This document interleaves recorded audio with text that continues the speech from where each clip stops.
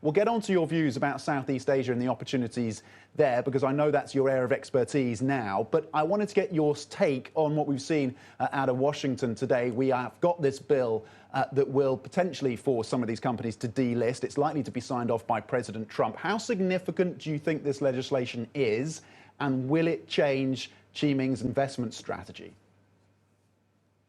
Well, I think it is still a work in progress at the moment. But based on what has been happening this year, we actually see continued listings from Chinese companies in the U.S. And we see very continued welcome of U.S. investors of the Chinese companies, because Chinese companies, as you know, are growing very quickly and on the forefront of innovation.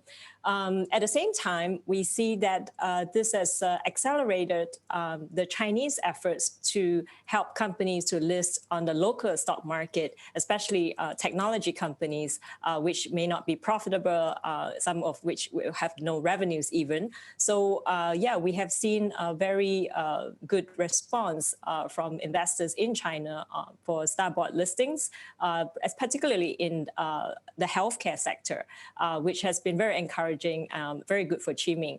We have had 11 IPOs just this year, mostly for our healthcare as well as for some of our deep tech companies. Okay, interesting. I want to get your views as well. Your pressure on then some of these companies from the geopolitics, as we've discussed, and then pressure at home as well on some fronts with this anti-monopoly law that is being worked through here in China. A lot of it remains very vague and has yet to be well defined. But from what we know of it now, what do you think the implications will be for the broader tech space here in China? In terms of the anti-monopoly law, I think that a lot of countries, governments around the world are worried about how big tech companies have become.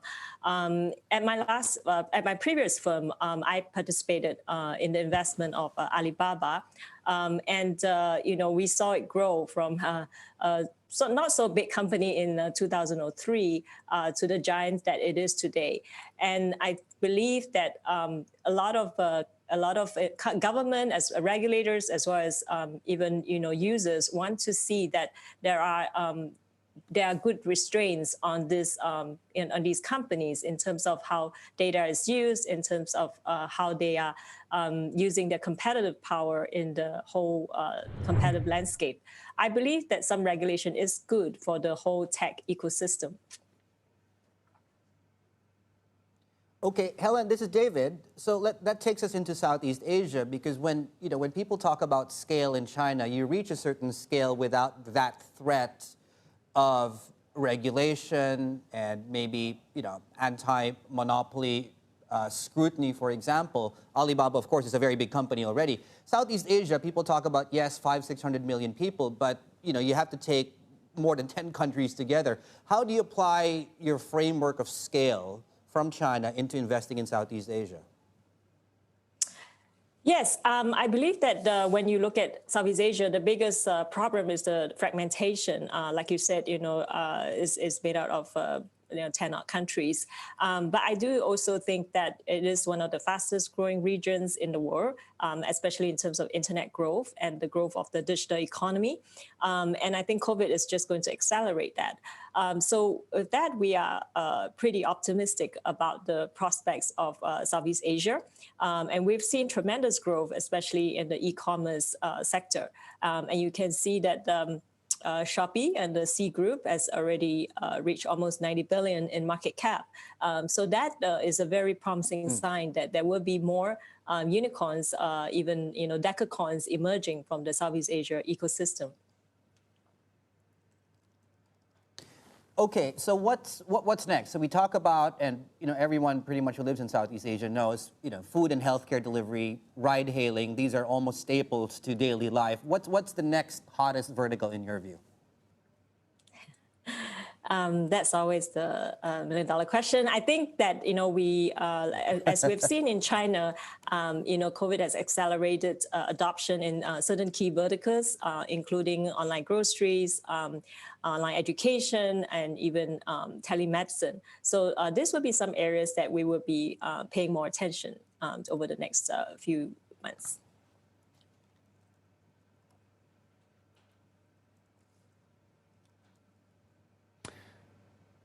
Yeah, Helen, I'm just wondering what your views are on valuations in Southeast Asia. Are they starting to look a little bit choppy now? Because there is a lot of focus from not just Qiming, but others in the VC space in Southeast Asia because of some of the dynamics that you pointed to. Yes, I think valuations in Southeast Asia has been going up over the last few years because of a lot more interest in the region, which is good and bad, right? Because in the past, I think Southeast Asia was kind of neglected. But on the other hand, because of what we mentioned, the fragmentation issue, if valuations go up too quickly, it can be bad for the region. So I think at the moment you see a scarcity factor there because there's a scarcity of good deals. And so the valuations for the top companies will sometimes maybe overshoot.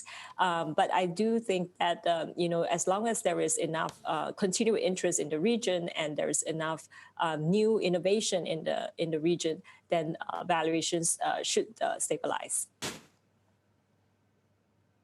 Right. I'm sure I can't let you go without asking you, since you mentioned big companies here, you're familiar, obviously, with Grab and Gojek. Is that, them getting together very quickly, is that good for everybody? Yes. Well, I believe it's, first of all, good for investors. And because, as you know, a lot of cash is spent on subsidies in the transport and the food delivery sector. And I think that in China, we've seen this story play out many times. For example, Tudo and Youku merged. I was involved with Tudo. This is in the video sharing space. And we also seen like, Qunar and Ctrip merging. So I think that in different verticals, what you see is it goes through certain phases, intense competition among well-funded players, which leads to very good, maybe, benefits for the consumer, but not very good economics, and it's not very good maybe for the investors. But I think as time goes by, there's consolidation, and then you see that the unit economics improves tremendously, and companies start turning profitable, which I think is more sustainable for the long run.